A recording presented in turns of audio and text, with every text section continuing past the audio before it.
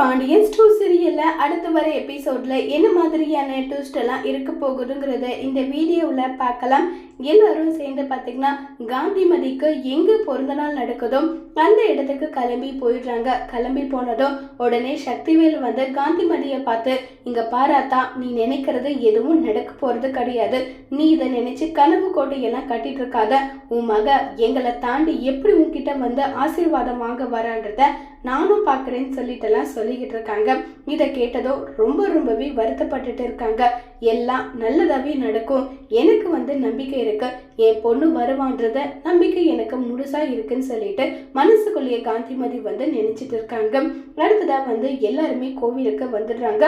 கோவிலுக்கு வந்ததை பார்த்ததும் உடனே சக்திவேல் வந்து, நீங்க நினைக்கிற பிளான் எதுவும் நடக்காது, நடக்கவும் நான் விட மாட்டேன்னு சொல்லிட்டு எல்லாம் பேசிட்டு இருக்காங்க. இதை கேட்ட உடனே வந்து, அதையும் பார்க்கலாம், நடக்குதா இல்லையங்கிறத நான் முடிவு பண்ணிக்கிறேன்னு சொல்லிட்டு அங்கிருந்து கதிர் நீ வாமான்னு சொல்லிட்டு இவங்க கிட்ட எல்லாம் உங்களுக்கு என்ன பேச்சு, நீ வான்னு சொல்லிட்டு கூட்டிட்டு போறாங்க.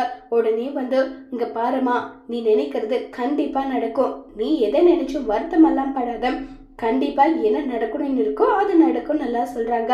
கதிர் தேவையில்லாத பிரச்சனை எதுக்குடா, வேண்டாம் விட்டுடுன்றாங்க.